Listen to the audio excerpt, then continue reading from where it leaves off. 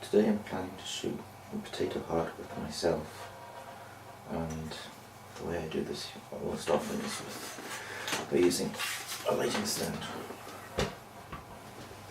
So I think it confuses people how I work with self-portraits. This is how I do it. Set up a lighting stand, put that on my chin, and that around the top of my head. Place it where I expect to be standing. And that's my focus gauge, because that way I can know that I kind of want the shot to go from there, and that's where my chin will be, and that's where the top of my head will be. It's easy. And that's my heart. So what camera shall I be using today? I am planning to use the new speed graphic.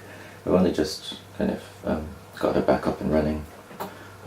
Got quite a rare lens on here. It's a Tessar 162 2.7, which I hear is quite rare. I was lucky. So why the speed graphic? Well, because I can use Polaroid.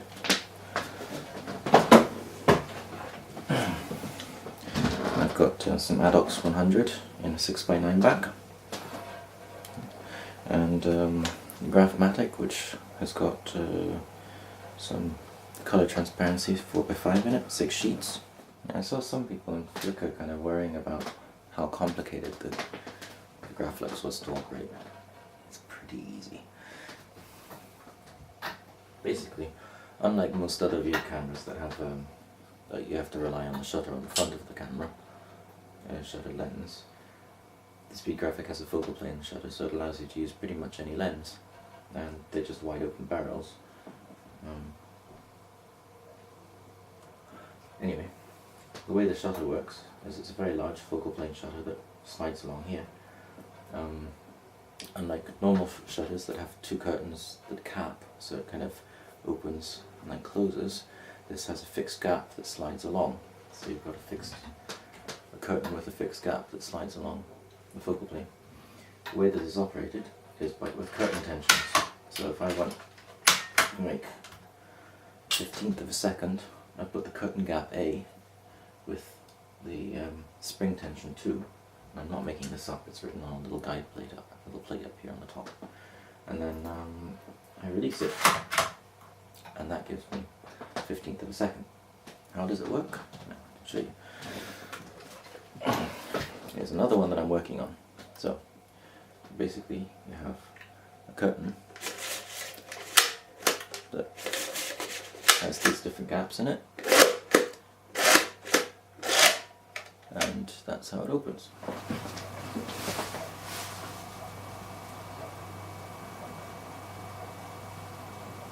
Again, people seem to think that using view cameras is really difficult because the image is upside down. You get used to it pretty quickly. Right, so the way I deal with this is I take away the lighting stand, put it aside. In this case I'll untee my heart. And I shall see how that looks. The positioning's about right. And I think I want something kind of like that.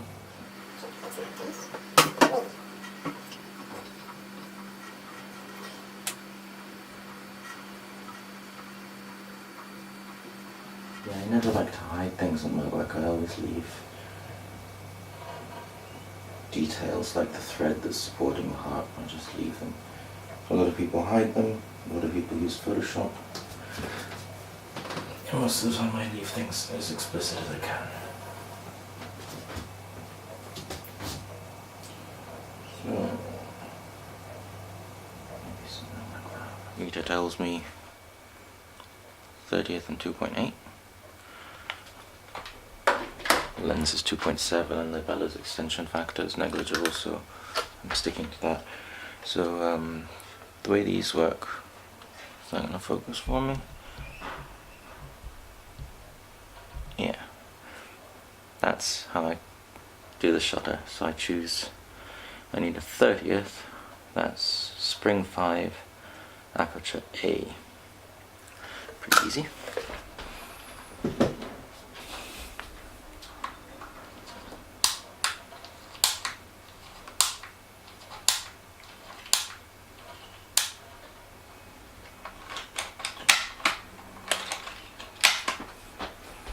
That's the shutter set.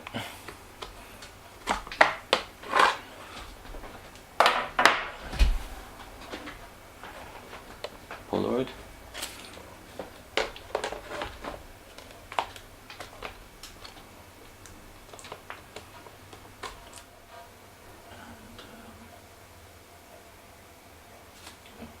Just in case you were wondering how I'm taking pictures.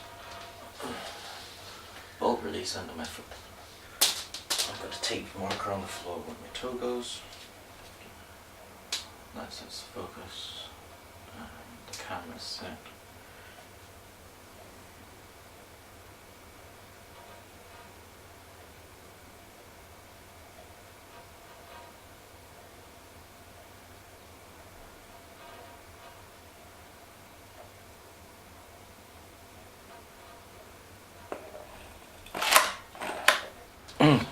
Moment of truth.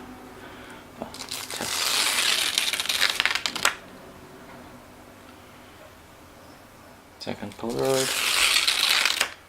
And framing's better.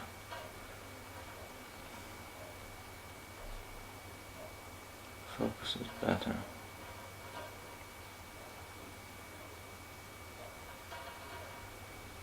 Still not entirely satisfied. I've got to focus good on my face.